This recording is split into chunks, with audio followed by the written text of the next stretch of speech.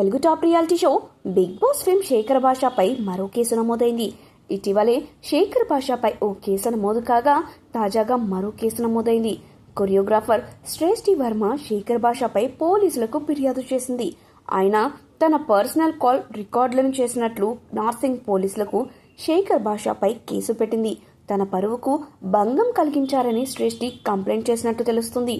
దీంతో పోలీసులు బిఎన్ఎస్ 6779 సెక్షన్ల కింద శేఖర్ భాషపై కేసు నమోదు చేశారు. ఈ కేసు గురించి మరిన్ని వివరాలను ఇప్పుడు ఈ వీడియోలో తెలుసుకుందాం. టాలీవుడ్ ప్రముఖ కొరియోగ్రాఫర్ జానీ మాస్టర్ పై లైంగిక వేధింపుల కేసు విచారణ జరుగుతున్న సంగతి తెలిసిందే.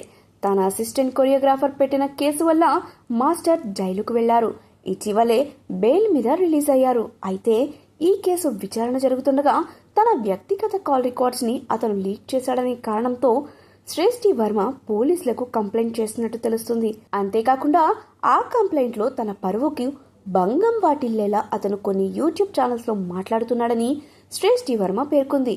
దురుద్దేశంతో ప్రైవేట్ కాల్స్ రికార్డులను లీక్ చేయడం, ఉద్దేశపూర్వకంగా తన పరువుకు భంగం కలిగించేలా మాట్లాడటం వంటివి చేశాడని, శేఖర్ భాష దగ్గర ఉన్న పర్సనల్ మొబైల్తో పాటు ఇతర ఎలక్ట్రానిక్ వస్తువులను కూడా సీజ్ చేయాలని శ్రేష్ఠ వర్మ పోలీసులను కోరింది.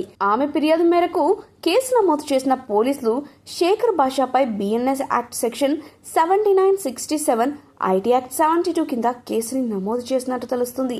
ఇటీవల ఓ ఇంటర్వ్యూలో పాల్గొన్న శేఖర్ భాష మాట్లాడుతూ శ్రేష్ఠి వర్మ జానీ మాస్టర్ని పెళ్లి చేసుకుందాం అనుకుంది. వాళ్ళ అమ్మకు ఈమె చెప్పడంతో ఆ తల్లి వెళ్లి నా కూతుర్ని రెండో పెళ్లి చేసుకోవచ్చు కదా, తట్టుకోలేకపోతుంది అని అడిగింది. ఎందుకు ఒక అమ్మాయి తనకన్నా ఏజ్లో అంత పెద్ద వ్యక్తిని పెళ్లి చేసుకోవాలనుకుంటుంది? ఎందుకంటే అతన్ని చేసుకుంటే తన కెరీర్ బాగుంటుంది అని ఫీలింగ్ అయ్యి ఉండొచ్చు. రికార్డ్స్ అన్నీ ఉన్నాయి, వీడియోలు ఫోటోలు పెడతారు.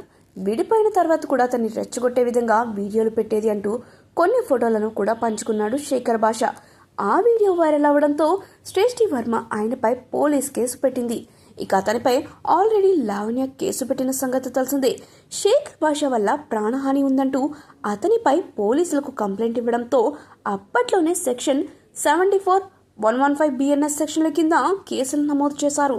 ఇప్పుడు తాజాగా మరోసారి లావణ్య, కొరియోగ్రాఫర్ శ్రేష్ఠి వర్మ కంప్లైంట్ చేయడం గమనార్హం. ఇక ఈ ఫిర్యాదులతో అతన్ని పోలీసులు అరెస్ట్ చేస్తారా లేదా అన్నది ఆసక్తిగా మారింది. చూడాలి ఈ కేసు ఇంకెన్ని మలుపులు తిరుగుతుందో.